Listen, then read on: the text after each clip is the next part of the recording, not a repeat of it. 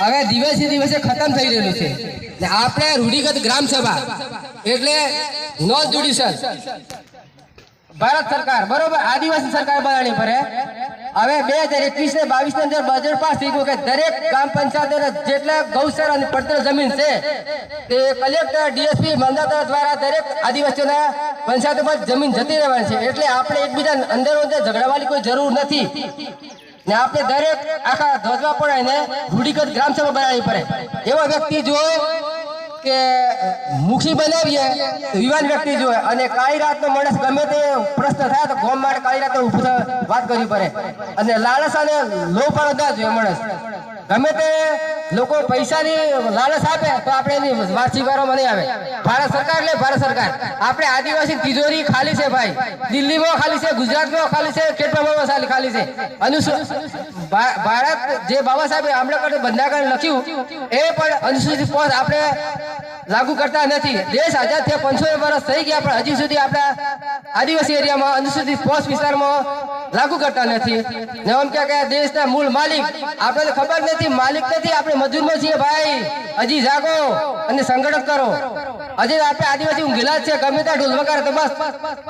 કેરમાં હુઈ રહેલા આરામ થાય મજા કરે કે અમે આદિવાસી અરે આદિવાસી નહીં આપણે ગોમોમાં હાલી જાય જેલો બધા જતી હે માં પૂરી કાઢવાના હે આપી માન અમાર બે મરી જવાના હે પેલો ડગરો અમનો આવો પેલો કે અમનો ડગરો આવો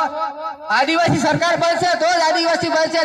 નાગરિક બોધ આપણે જાતા રહેવાના હે બધા હું કહેતા બે હું નાગરિકની વાત રવા દો હવે રૂઢિગત ગ્રામ સભા બનાવો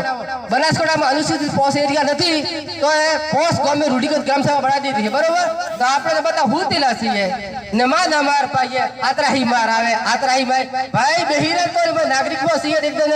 મામલતદાર કલેક્ટર ડીએસપી આવશે એટલે આપણે બધા પકડી લઈને જાય અંદર બહીરો જુદા સહી જુદા જુદા એટલે હળી મળી રહો ગમે તે જાતના XYZ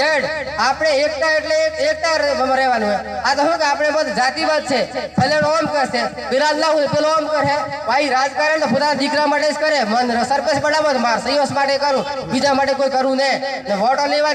પગે લાગીને કહું કે મને સરપંચ કરજો તમારું ગોમનું ભલી કરું આ વાત તદ્દન ખોટી છે આપણે ખેતરમાં આદિવાસી વિસ્તારમાં પ્રોજેક્ટ ગુજરાતની અંદર પહેલું આપણે આદિવાસી વિસ્તારમાં આવું તો આપણે આદિવાસીઓ કેવો વિકાસ છે ખેતરમાં પૂછીને હું વિચારે કે ગોમડે ગોમડે સેન્ટર નથી કે શાળા નથી કે સંસ્થા નથી આપણે બાર છોકરાઓ કહીએ તો છોકરાઓ સારું ખાવાનું નહીં મળતું સારો કપડો નહીં મળતો સારો પહેરવેશ નથી આ બધું ખબર છે આપણે ડોકરાઓ ખબર છે આપણે એક દીકરો હે ના દીકરા નોકરી કરવી નહીં ટોળો રોક અત્યારે ટોળો રોકતા મરી જવાના હઈએ આવતા ટોળો રોકવા મળવા નહીં કેમ કે જમીન ઓછી જગ્યા હે માલ અમાર ભાઈ ટોળો કઈ કોઈ જગ્યા રહેવાની અગવાની જગ્યાએ મિલી નહીં અગવાની એટલે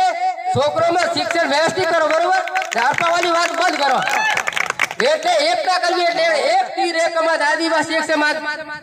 એમ રહેવું બરાબર આપણે અંદર લડવાનું નહીં આપણે સરકાર સાથે લડવાનું આપણે માં આપણે અપાવવામાં આવે